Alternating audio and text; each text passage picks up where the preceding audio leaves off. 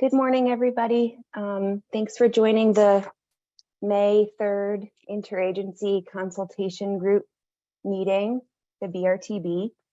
I'm Anna Marshall, and I am the environmental planner at Baltimore Metropolitan Council and will be running this meeting today. I think everybody here knows each other. It looks like it's the same group of people, so we don't have to go around and introduce each other, but thank you for joining. I would like to remind everyone that this meeting is being recorded and everything will be available on our website after the meeting. We can move on to the approval of the April 2023 minutes, which I have here. And has everyone had a chance to review the minutes? Hey, Anna. Yes.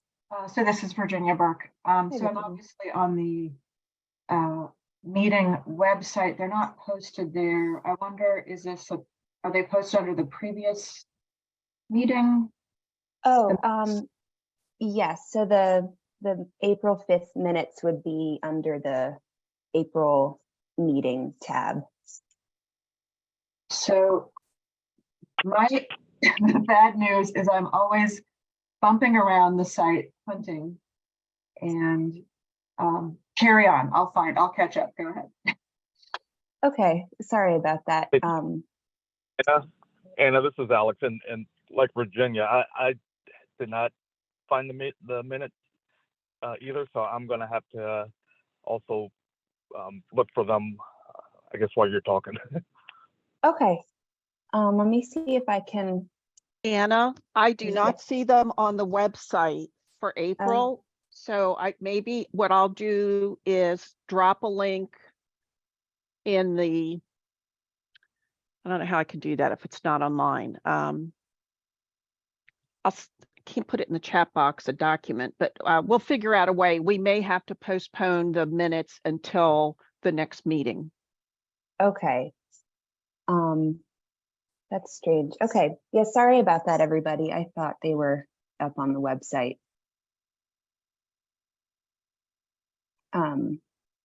Yeah, so TBD on the minutes. sorry about the little issue there. Okay, let me just make a note real fast.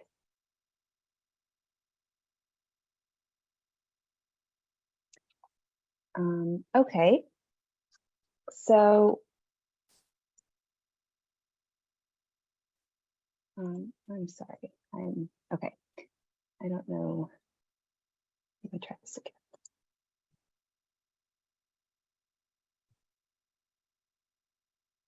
Okay, so since we're going to postpone the meeting minutes until we have a chance to review them, we can move on to the next item, which is the main part of the meeting today, where we're going to review the modeling results for the Resilience 2050 and 2024 to 2027 TIP. So I made a PowerPoint for everybody so it's easier to see. So let me share that now.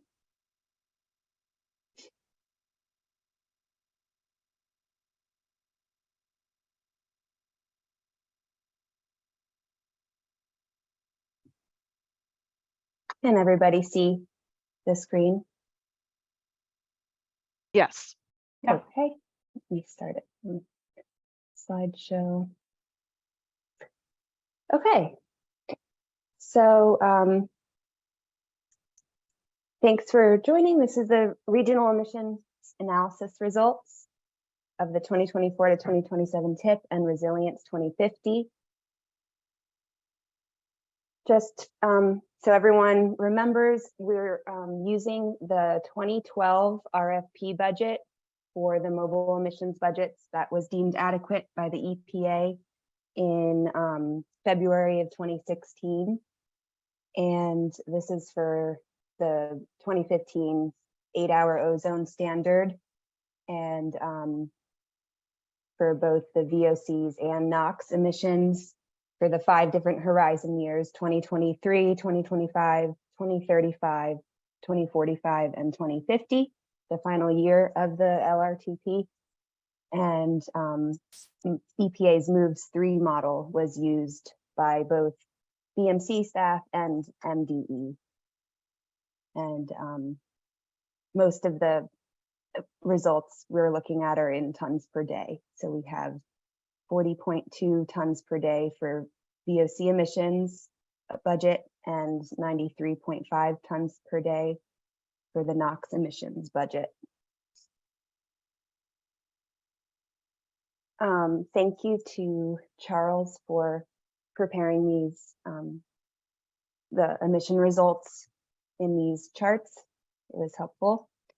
So looking here, I highlighted the tons per day in NOx and VOCs, the grand total for the different, I guess, areas. And over here, there's also the vehicle miles traveled. And this is, I went through each horizon year, but at the very end of the PowerPoint, I have a chart that shows all of them together, which might be easier to look at. But basically for 2023, we saw 30.551 tons per day in NOx and 16.986 tons per day for VOC, and 82.7 million vehicle miles traveled.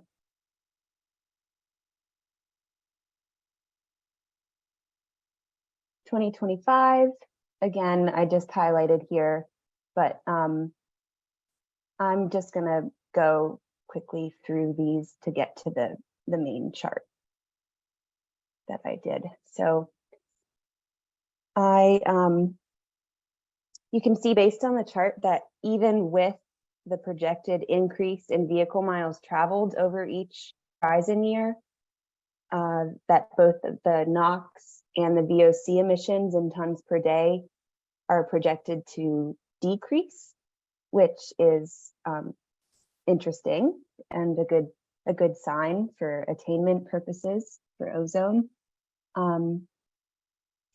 And yeah, so I don't know if Charles or anybody wants to add to what the emission results are showing, or anyone from MDE, but I thought that they looked good. And yeah, if anyone has any questions.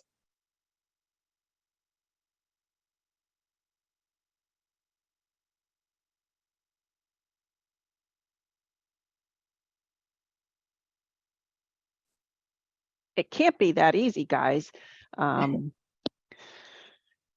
Things are running a little too smoothly this year. It makes me nervous, but apparently this means that the output that Charles had developed at BMC matched what Mohammed did with Marcia at MDE. So I don't know if either of you want to say anything about that, or maybe this is it. Regina, it's Marcia. It went very well this year, very smoothly. They did a little bit of preparation ahead of time, and it just, I think there was a little bit of a snafu with 2050, but otherwise it went very, very smoothly. That's great. Yeah, thanks to both groups for running this analysis. And yeah, fingers crossed it always goes this smoothly. Yeah, I just quickly point out, I mean, this is consistent with trends in the past, but it's always the out year, especially with NOx, that starts to increase. As you can see here, it's 18 tons versus in 2045, 17.5 tons. And that's just, mainly what's the problem or what the issue is that in the short term, there's still regulations and fleet turnover. So the fleet is getting cleaner and cleaner, and that cleaner cars is offsetting the growth in VMT. But at some point, the cars are as clean as they can be, and then the VMT overcomes the emissions. And so that's why in the out year, we get higher emissions. But, and then I don't know maybe Marcia would know this more, and I think it's all more recently, but there's a lot of, I believe Maryland has adopted the electric car goal from California, and I don't believe we're assuming that in this current analysis. So potentially that has some benefits to mobile source emissions. That's correct, Charles. We are moving forward with the adoption. MDE is moving forward with adoption of the Advanced Clean Cars 2 program in California. It won't start in Maryland, I think, until model year 2027. But no, it is not included in this analysis. So there will be some help in the future with that one. Yeah, and isn't there also more standards that are changing for like heavy duty trucks and heavy duty diesel trucks as well, I think, and like some new rules that EPA published that might also help in the future as well. Yeah, you're right, Catherine. There's a lot going on. I mean, Yeah. Maryland, now that the legislative session is over, the legislation, I think it was House Bill 224 and Senate Bill 230, might have switched those around, require MDE to adopt the California Advanced Clean Truck Program, and we're working on those. It's basically electric trucks and certain percentages of electric trucks through 2035. And then EPA just came out and they're actually having public hearings today. New standards, multi-pollutant standards for light, medium duty vehicles, as well as phase 3 greenhouse gas standards for your heavy duty vehicles. So yeah, there's going to be a little bit of help regardless coming down the road.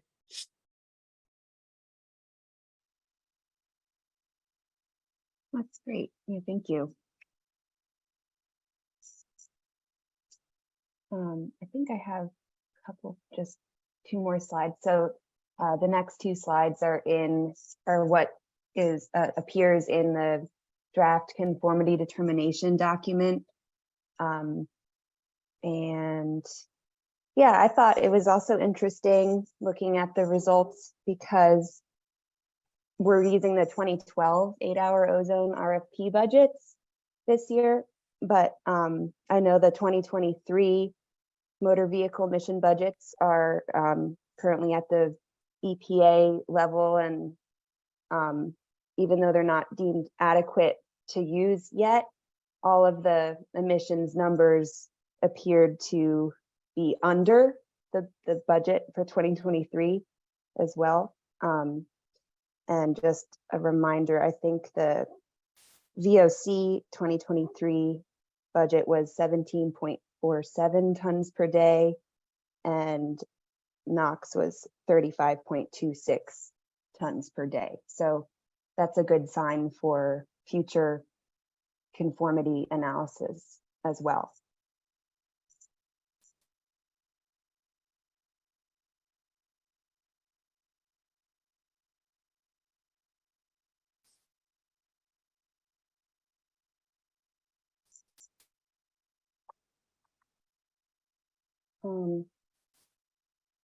Would anyone like to go back to anything or have any questions?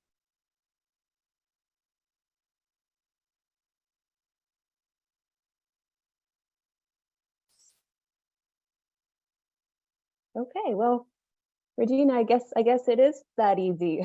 So thanks everybody for your work on this analysis, and I'm happy that it's working out smoothly for all of us.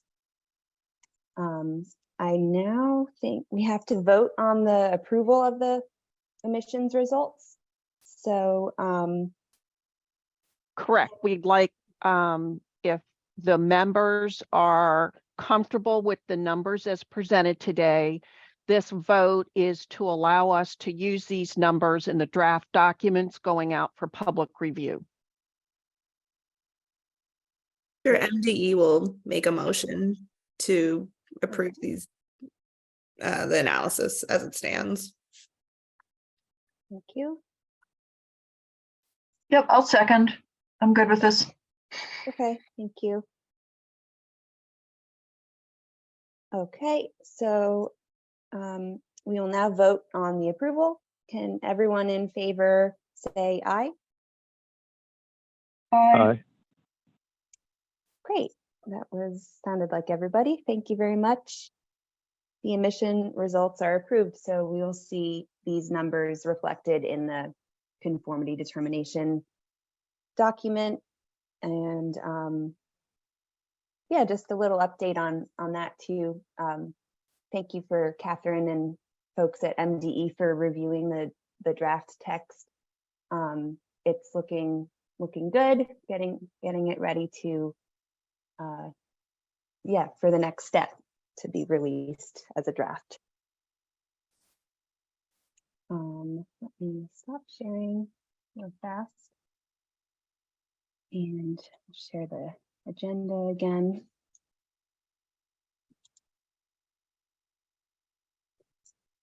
Okay, thank you, everybody. Moving on to the next item, we have some member updates. So anything that you'd like to discuss today or updates that your team has, please let us know. So we'll start with Alex from the BRTB. Okay, thank you, Hannah. Mhm. So the BRTB approved the FY24 UPWP. So that's the works program for the upcoming year.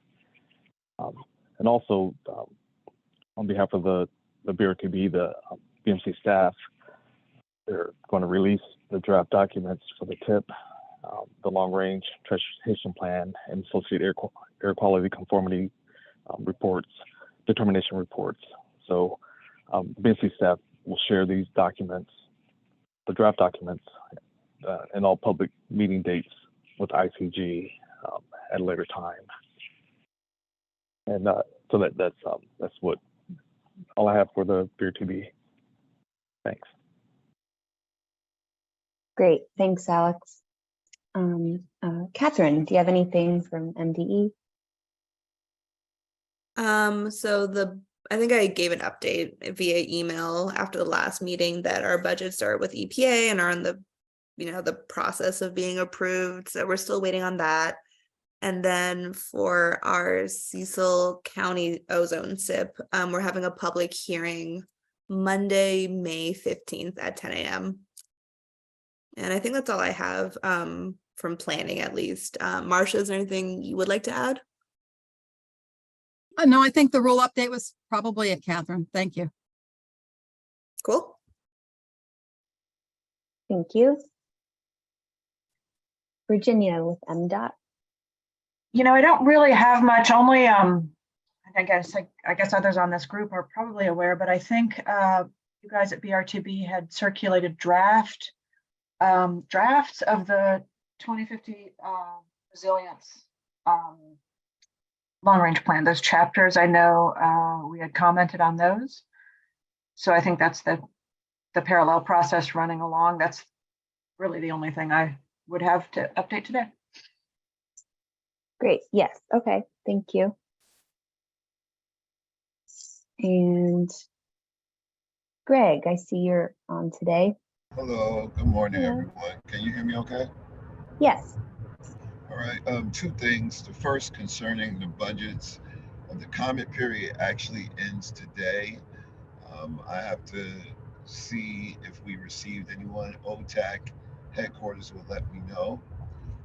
Depending on what we receive, if we receive any comments, that will determine how they are addressed.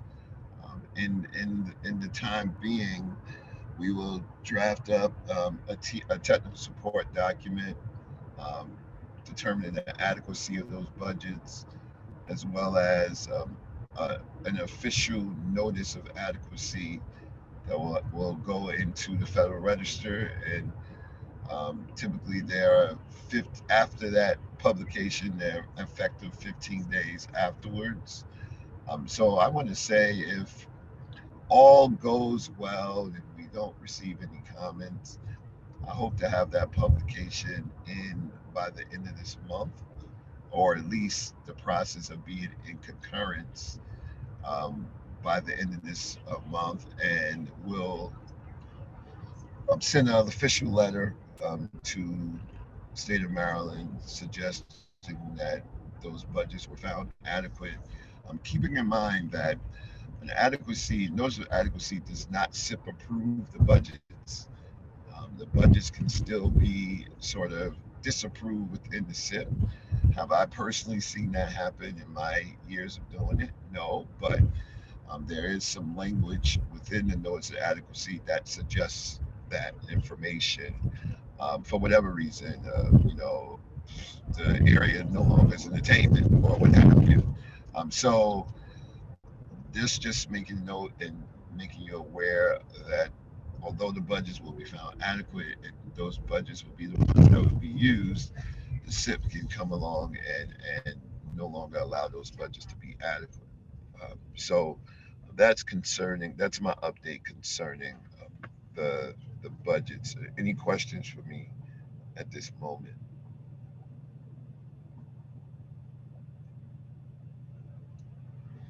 Okay.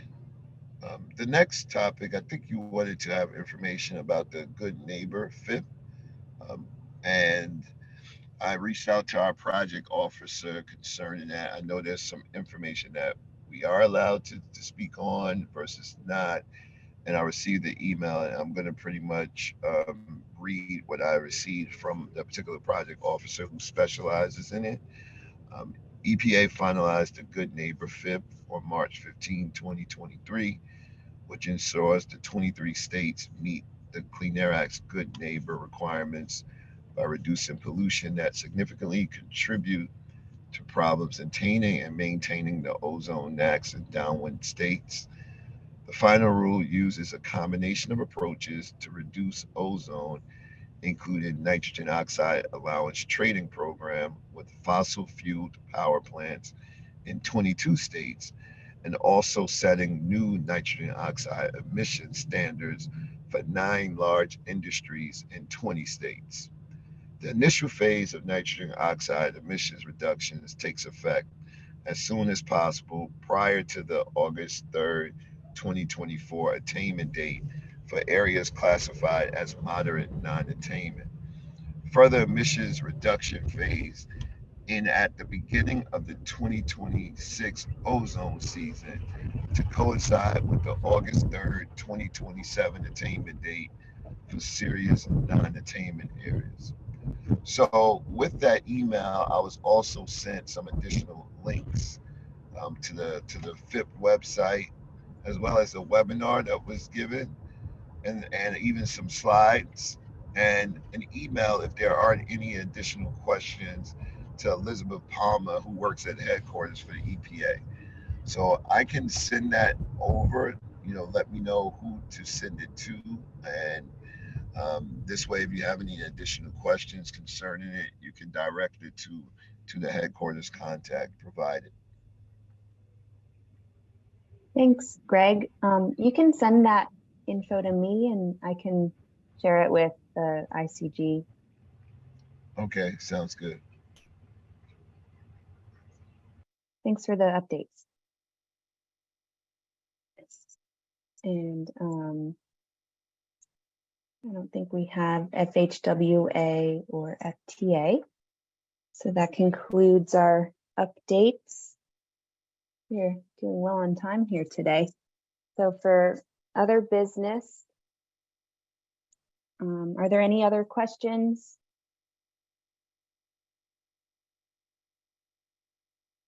Okay, just a reminder, I will share the minutes from the April meeting with everybody.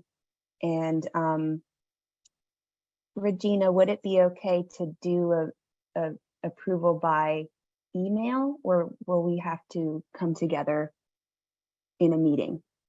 I believe we could do it by email, but I want to make sure that the minutes are posted online for at least a week before the members are asked to vote on them. Okay. Okay. Yep, so I will work on the minutes for April, make sure they're posted, and we'll email everybody to take a look. and review them.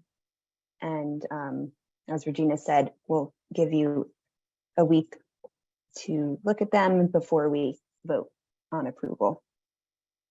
And I wanted to gauge everyone's opinion about the June meeting. So with the emission numbers that have been approved, we don't necessarily have to meet in June unless anyone has anything pressing or they'd like to present. So what is everyone's thoughts about just reconvening in July? I don't have a problem with that. I can't think of anything off the top of my head that MDE would find so pressing as to meet in June. Okay. Yeah, this is Alex. Yeah, that makes sense to me also. I do have a question. When is the joint meeting with the tech committee? So that meeting is Wednesday, July 5th, right after the holiday. Okay. All right. Thank you.